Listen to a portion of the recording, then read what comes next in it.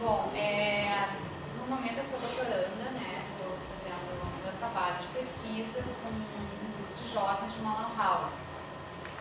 E o que me chamou muita atenção nessa lan house foi o fato dele, um dos jogos mais jogados, ser o Tibia, que é um MMORPG, né? Um Massive Multiplayer Online RPG. E eu já tinha alguma familiaridade com RPG, muito pouco, eu nunca joguei RPG de mesa, o máximo foi aqueles livrinhos, jogava sozinho.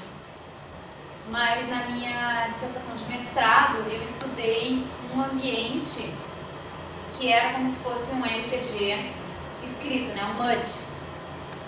E então eu tive alguma familiaridade, assim, né, de saber que esses tipos de games, né, eles descendiam do RPG de mesa.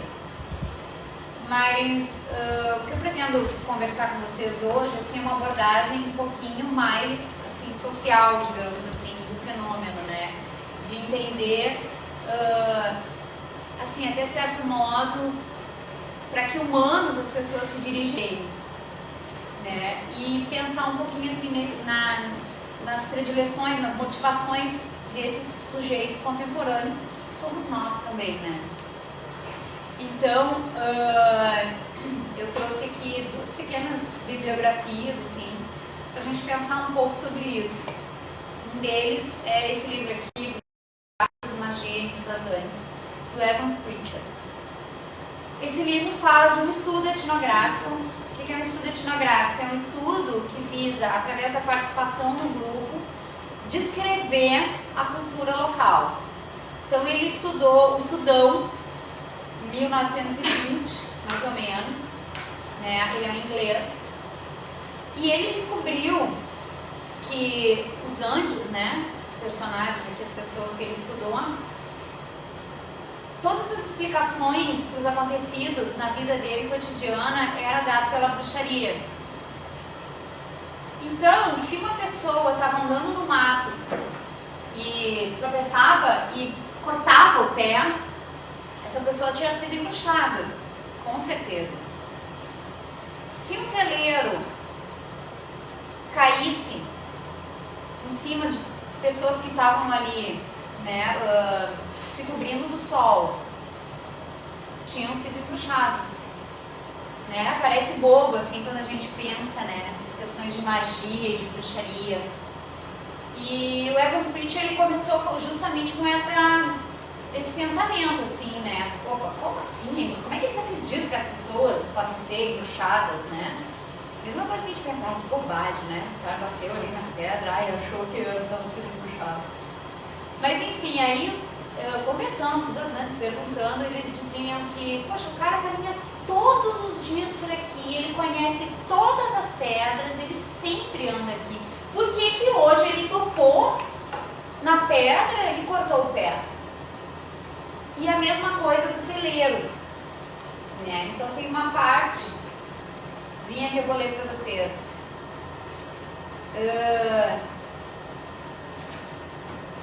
Diríamos que o celeiro desmoronou porque os esteios foram devorados pelas térmitas. Essa é a causa que explica o desabamento do celeiro. Também diríamos nós, né, assim, que havia gente ali sentada àquela hora porque era o período mais quente do dia e acharam que ali seria um bom lugar para conversar e trabalhar. Essa é a causa divergente sobre o celeiro quando ele desabou. Em nosso modo ocidental, tá, de ver, a única relação entre esses dois fatos independentemente causados é a sua coincidência espaço-temporal. Não somos capazes de explicar porque duas cadeias causais interceptaram-se em determinado momento, em determinado ponto do espaço, já que elas não são interdependentes. A filosofia Zandi pode acrescentar o elo que falta. O Zandi sabe que os esteios foram minados pelas térmitas, bichos, cupins, né? E que as pessoas estavam sentadas debaixo do celeiro para escapar ao calor e à luz ofuscante do sol. Mas também sabe por que esses dois eventos ocorreram precisamente no mesmo momento e no mesmo lugar, pela ação da bruxaria. Então, esse pensamento mágico que é trazido depois, junto com os games, né, que hoje estão cada vez mais famosos, assim. Isso aí a gente já tem um pouco disso, pelo menos, na nossa essência como ser humano. Porque o ser humano, para entender o mundo, ele tem que simbolizar o mundo, que é uma coisa que nos diferencia de um animal. Não a inteligência, né? O animal também é inteligente. A não ser que você não tenha cachorro, nunca tenha tido animal em casa. Meu animal é inteligente.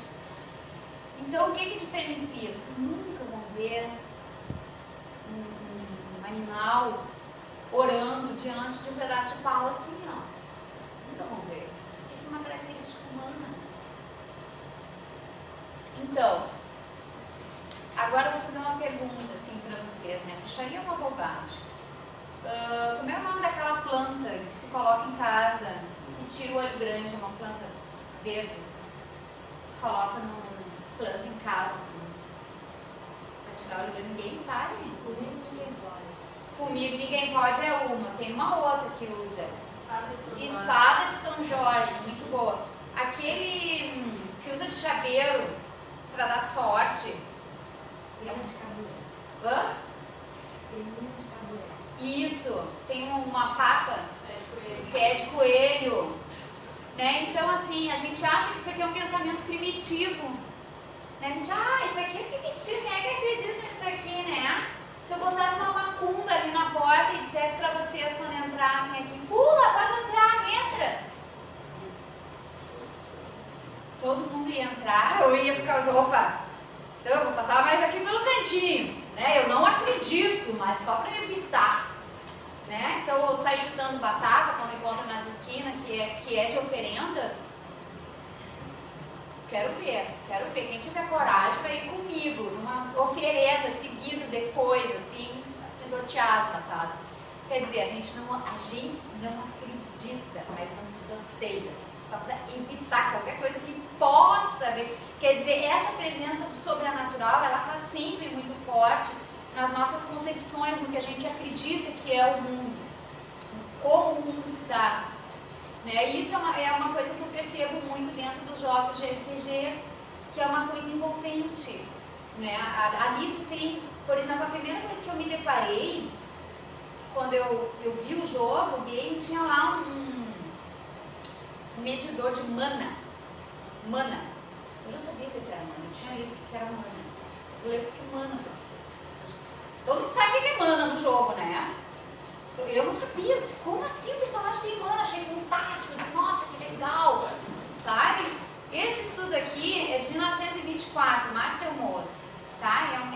Esses aqui são clássicos da antropologia, né? Então, ele diz assim, mas o mana não é necessariamente a força associada a um espírito.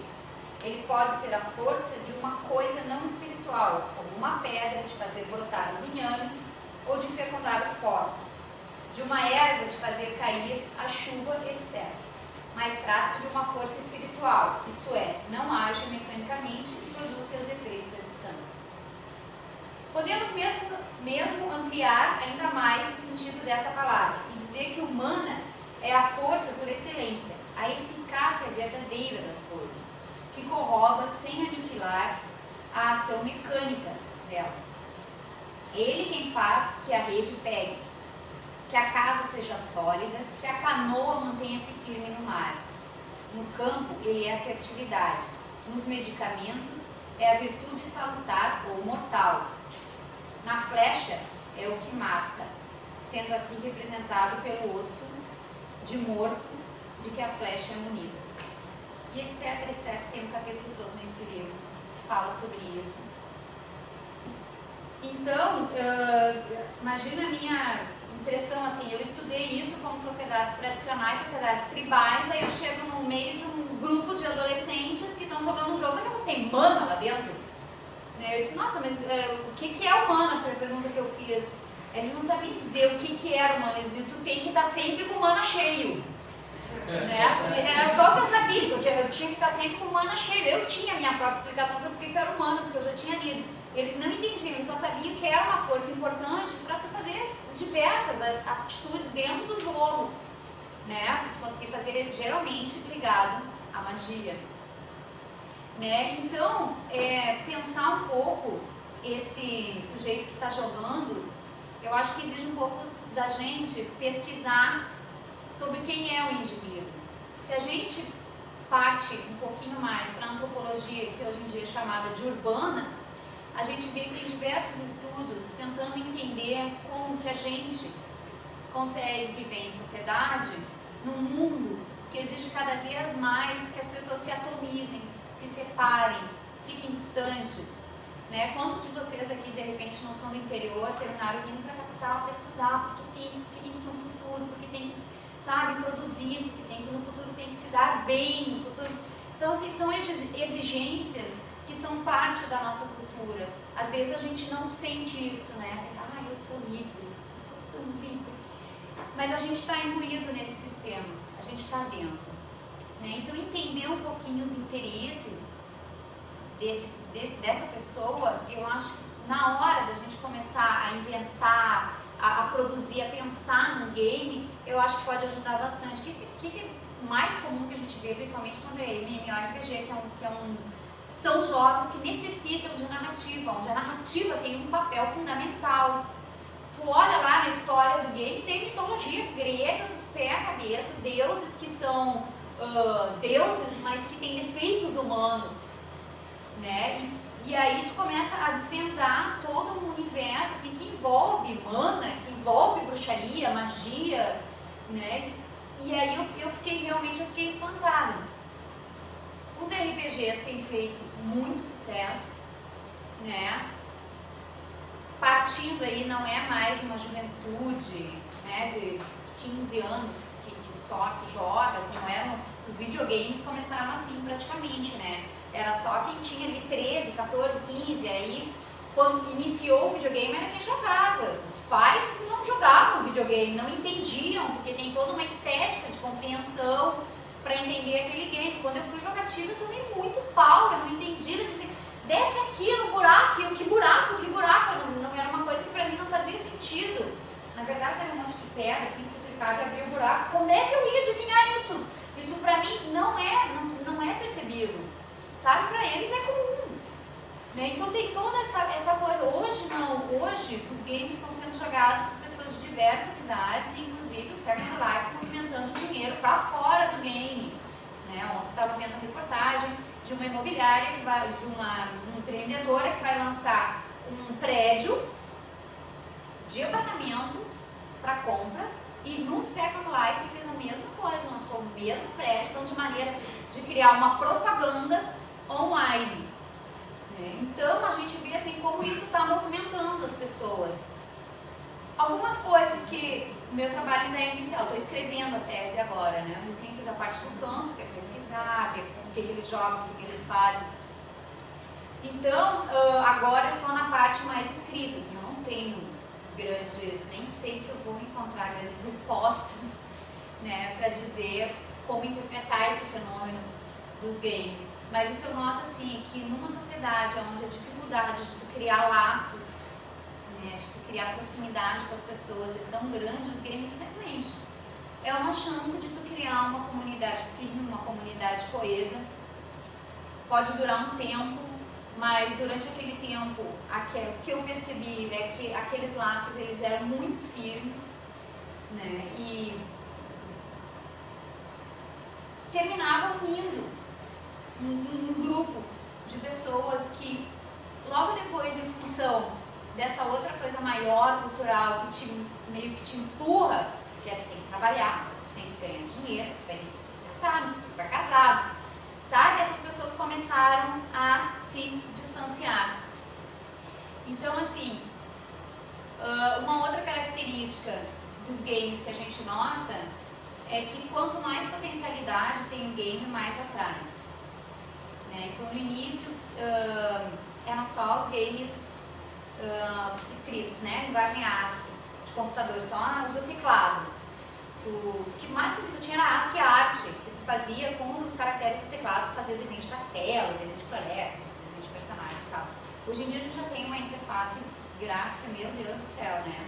Cada jogo que sai, uma das coisas mais importantes é, nossa, que realismo! Olha aí as rugas no rosto da pessoa, os músculos como mexem. A gente já tem um realismo bem maior. Então, roupas que tu pode usar, quanto mais escolha, melhor. Por quê? Porque a escolha para nós, que vivemos sob o conceito da liberdade, a escolha é extremamente importante. Então, eu quero poder escolher mais. Se o fulano tem um chapéu azul, todo mundo tem chapéu azul, eu quero meu vermelho. A distinção é uma outra palavra também que faz bastante diferença, né? Eu notava isso porque nesse game que eu jogava o Tibia, ele tem uma variação que é a PA, que é a Premium Account, que tu paga para jogar. Então quem pagava para jogar era destacado, né? Porque conseguia mais itens, conseguia ir para lugares onde tem mais monstros, onde ganhava mais dinheiro. Então, assim, sempre eu notava que o game tinha uma possibilidade de deixar a pessoa se destacar. Não só pelas profissões, né, que cada pessoa poderia seguir, pelas guildas que participavam, criavam grupos e participavam de guildas, pelo vestuário. Cada implementação que teve, eu tive de 1996, mas mais jogado em 1997. Cada implementação do jogo que teve criou sempre mais possibilidades, mais escolhas, né? Então, isso é uma coisa que eu noto muito. Cada game que vem, cada game novo, a pessoa tem cada vez mais possibilidades de escolha. Isso não é isso é um sintoma da nossa própria sociedade, de nós mesmos querer fazer escolhas diariamente. Então, assim, eu acho que o que eu posso trazer para vocês, assim, que talvez para desenvolver um game seria interessante estudar cada vez mais essa coisa que é o humano, que é um mistério, né? E aprender que esses conceitos, né, eles não são inovadores, como a gente pensa, vou botar um nome lá, olha, né? Que coisa interessante, isso já existiu de alguma maneira no imaginário, né, que seria um imaginário humano, de uma forma geral, que está sempre nessa nossa base, né, nessas crenças que a gente diz que não tem, mas elas estão ali. Obrigada. Tá bom, obrigada, Vanessa.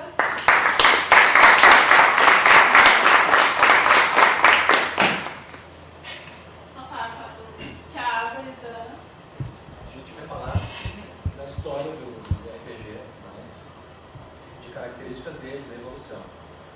A gente tem uns xerox aqui, mas acho que não é o suficiente. Vocês que conhecem, se quiserem interromper, acrescentar, discordar, sinta-se à vontade. E tu estava da outra vez, né?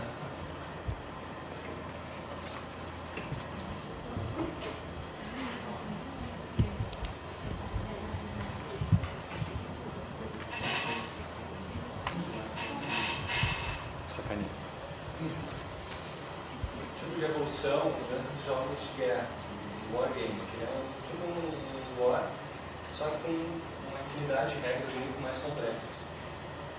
Mas assim como o war, não rolava o exército, o objetivo era dominar alguma coisa, ou o mundo, ou o território, o adversário.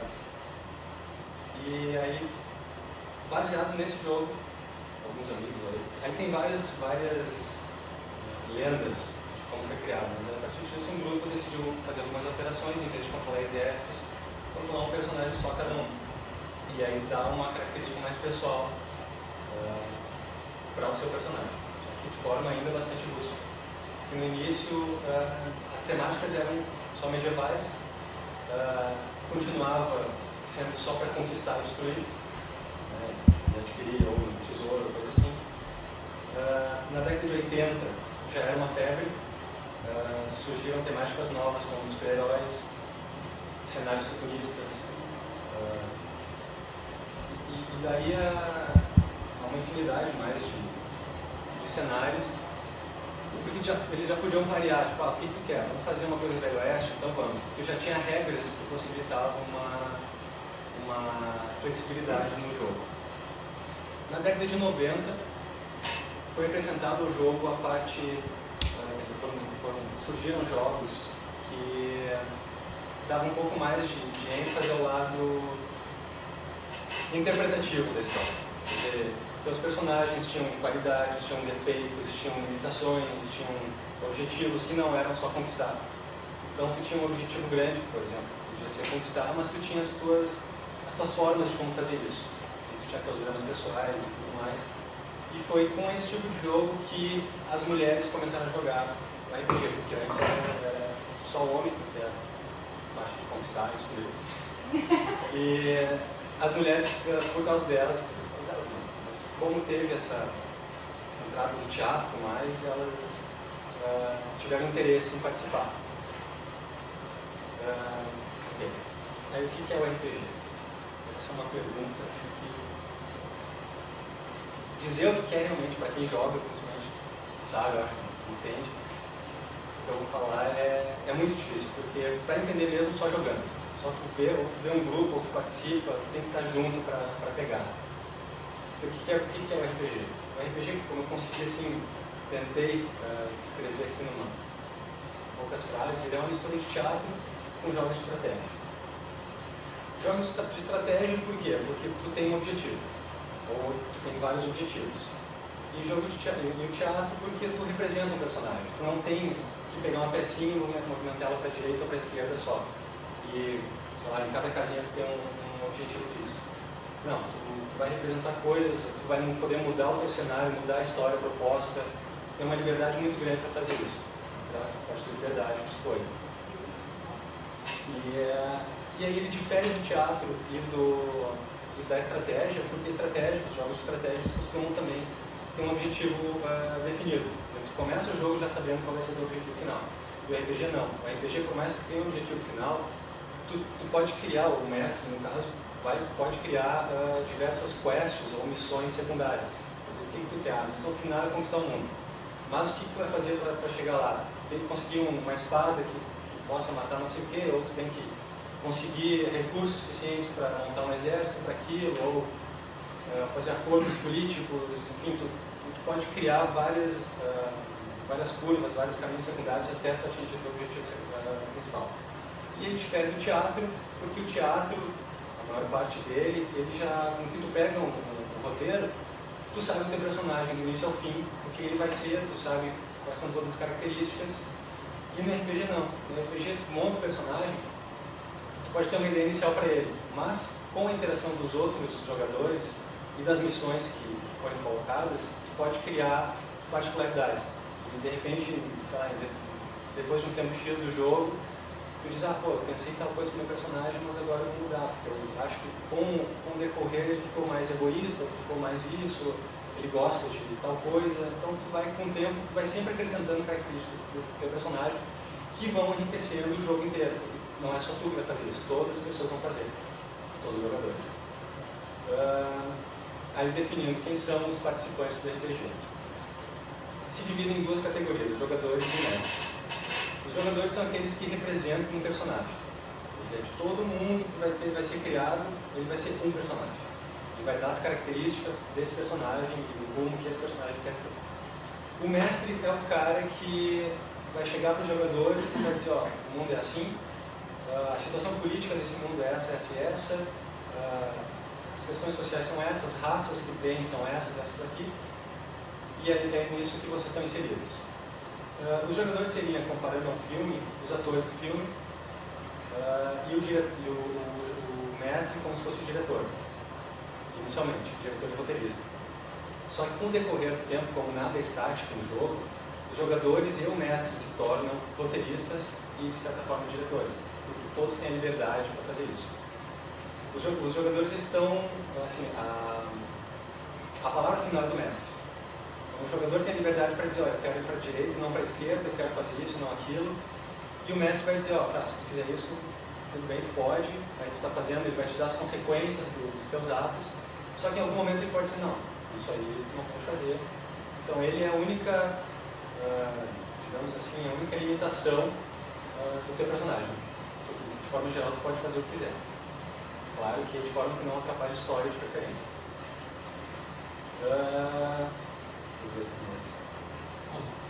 Assim como a variedade do RPG começou a criar cada vez mais campo para ele, o RPG acabou sendo utilizado em várias funções, não só para roda.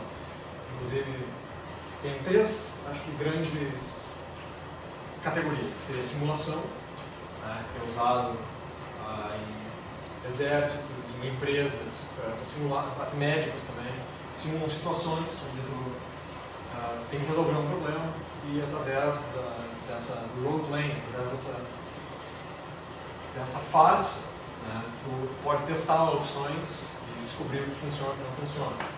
Tem a questão do hobby, o jogo em si é por diversão, e são feitos inúmeros sistemas e cenários, tanto quanto existem outros. Então aí a gente vê o Medieval, que é o mais famoso clássico, nós temos Cyberpunk, nós temos contemporâneo, nós temos super-herói, nós temos todos os tipos. Porque uma situação que pode ser, essa é a grande coisa do RPG que a gente chama de RPG mesmo. Uma situação que pode ser imaginada, pode ser simulada. E o RPG oferece um sistema para tu simular isso. Dentro do RPG existem inúmeros sistemas, que são conjuntos de regras para simular esse mundo. Alguns sistemas são mais adequados para um tipo de simulação, outros para outros. Tem sistemas que se dedicam a só um tipo de simulação, como é acho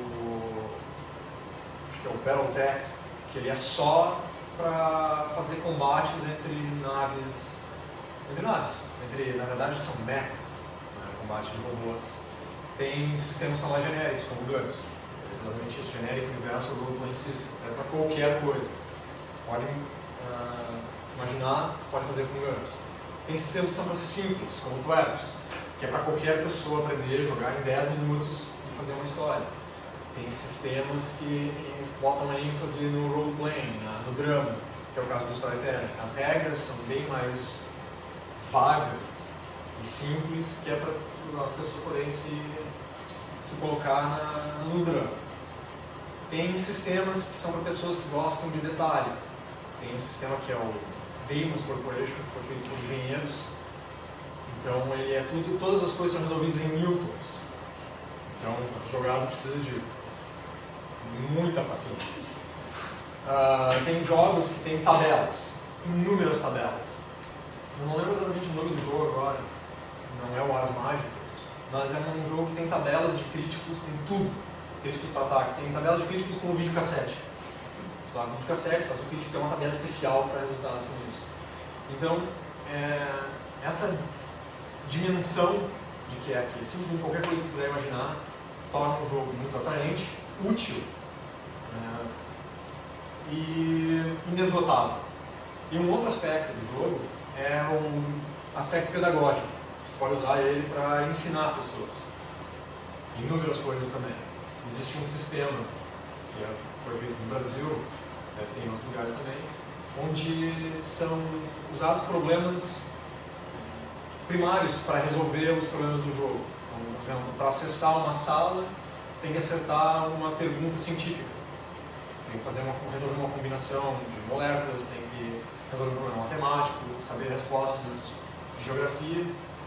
Então ele acaba trazendo para o jogo um aspecto que faz as pessoas procurarem coisas fora. Inclusive, isso não só para o pedagógico. Do lado dramático, ele acaba educando as pessoas, porque quando tu vai montar um personagem, ou quando tu vai criar um cenário, tu acaba fazendo pesquisas para embasamento. Quer jogar uma campanha medieval que se pareça com a época do Império Franco-Germânico, vai fazer pesquisas sobre o Império Franco-Germânico. Costumes, que tipo de gente vivia lá, como eles viviam, como eles lutavam, por que eles lutavam, vai fazer essas pesquisas. Vai fazer uma campanha cyberpunk, vai ler coisas como livros do Gibson, Neuromancer, assistir filmes como Matrix, para poder ajudar na criação não só do teu personagem, como do cenário geral, e para ter uma referência. Isso acaba enriquecendo a cultura das pessoas que jogam. E tem a transferência também de conhecimento. Eu sei uma coisa, no jogo eu vou acabar passando para outra pessoa, e a pessoa vai levar isso para o jogo. Isso, entendimento. Falando sobre quem ganha o jogo, que é outra pergunta difícil. A maioria dos jogos, ela tem, não de RPG, tem um objetivo fixo, assim, se tu chegar no objetivo final, tu ganha o jogo. A sua primeira chegada. O RPG ele é feito de uma série de desafios a serem vencidos.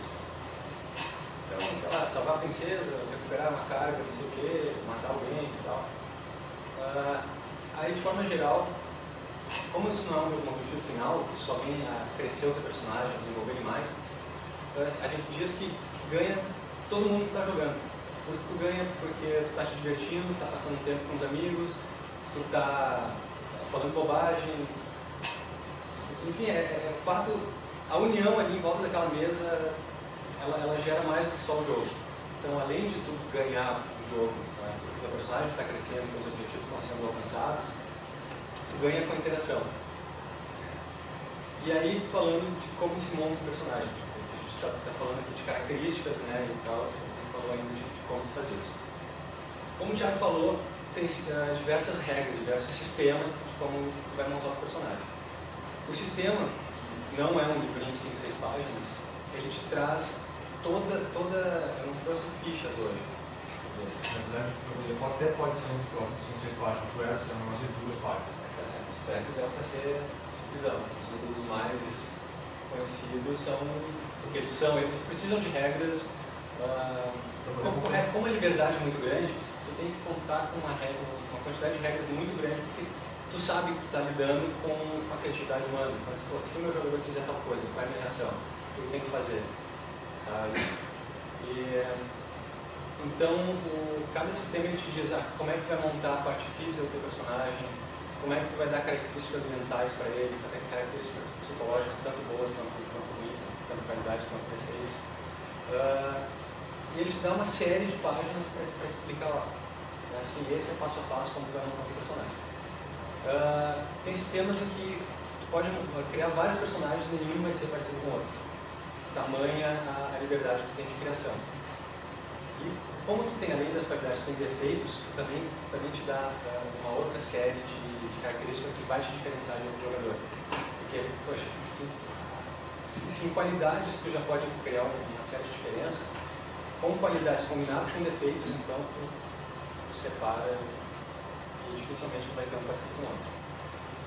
Além da ficha dos dados que vão ser anotados ali no papel, que são os dados fixos, tem a parte do jogo que é a aleatoriedade, que é o quê? Eu decidi dar um soco no Thiago. Eu vou conseguir fazer isso? Não vou? Na minha ficha diz que eu posso fazer isso, que eu sei fazer. Na ficha do Thiago vai dizer que ele sabe desviar desse soco. Então, como é que a gente vai decidir se eu acerto ou não? A gente vai pegar os dados. O dado é como se fosse não sei, o destino, não o destino, a aleatoriedade do universo, as chances. Né? Tipo, quão bom eu sou dando soco, quão bom ele é desviando. Então, assim, se tem alguma coisa que não é fixa, por exemplo, não é se não é um atributo, tua força. Tua força é um númerozinho que vai estar anotado ali, isso não vai mudar. Mas depende de uma interação. Depende de uma interação. Exatamente, porque depende de uma interação com o cenário todo, para não ser uma coisa assim, eu sei dar soco, quer dizer que eu vou poder bater em todo mundo. Não é, vai ter uma chance disso, então sempre tem uma interação para dar a parte de diferenciação do RPG, ela te traz essa possibilidade de acerto e de erro. Vai tentar fazer uma coisa e não consegui. Então eu vou ter que achar uma outra solução para isso. Então os dados estão ali para isso, os dados de interação, realmente as coisinhas que não são fixas na tua página. O RPG, saindo agora da parte dessa de história dele, tem uma diferença da maioria dos outros jogos, que é o quê? Exatamente não, mas grande parte do tamanho do manual de regras. Por quê? Porque ele não tem um objetivo fixo de mudar de um ladinho para o outro. Ele pode fazer uma infinidade de coisas. Isso requer um tempo de aprendizado. Tu não vai pegar, Banco Imobiliário, como é que a gente joga? É o seguinte, tu pega o manual e a gente vai jogando enquanto aprende.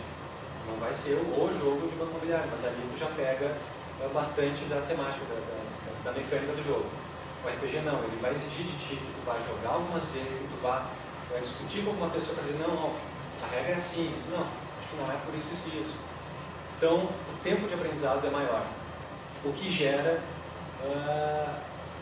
acho que é tão falada, tão conhecida a animosidade do jogo. Por quê? Porque quem não está afim de aprender, diz assim, não, isso não presta. que é a maioria das coisas que tu não conhece. Tu não conhece, tem algum receio de fazer, ou tem medo, ou tem raiva, não sei. E exatamente por isso. Né? Preguiça. Também às vezes também preguiça. E, porque eu já tentei explicar o jogo, por exemplo, e dizer, não, esquece, isso aí é caô. Obrigado, legal. E é isso aqui, e tem um monte de gente que diz, não, isso aí não presta, tá? Não, fala o seguinte, vem jogar com a gente. Vem ver o que é o jogo. Aí depois que tu aprende, tu vê que fica aqui, não um grupo de amigos ou conhecidos em volta de uma mesa, gritando, brigando, rindo, interagindo e se divertindo. Então, assim, para te ver realmente o que é o jogo, tu tem que estar dentro, tem que ter passado um tempo. As pessoas que não fazem isso saem, tipo assim, o jogo matou a pessoa. Tá? Não importa se, por exemplo, os adolescentes femininas, eu acho, muito mais famoso. Eles jogavam RPG, mataram um adolescente por causa de cultos, não sei o que. Não importa se o cara era maluco, não importa se ele tinha problemas mentais, não. Foi o jogo. Por quê? Porque sim. Agora, da mesma forma, se alguém de uma torcida organizada de futebol mata alguém, a culpa não é do futebol.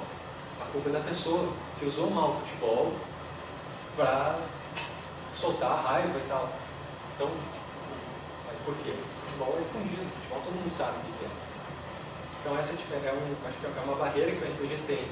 Por ser difícil, por levar tempo para te aprender, ele acaba puxando a raiva de pessoas, ou preguiça, ou não quer aprender, e acaba dizendo, não, isso aí não presta, meu filho não vai fazer isso.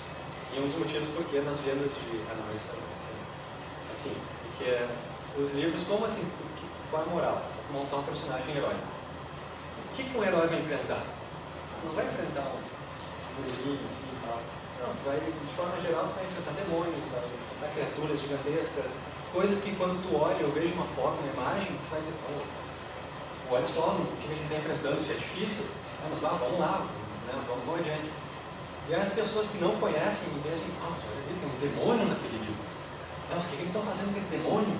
E aí tem a história de RPGistas cultuam demônios, por quê? Porque tem uma fotinha ali. Agora, o Senhor dos Anéis, que tu enfrenta demônios, tu não sabe, com os filmes, as coisas mais fáceis de entender, tu não questiona se tem um demônio ou não, ou qual é o objetivo daquele demônio, daquela criatura, daquele ser ali.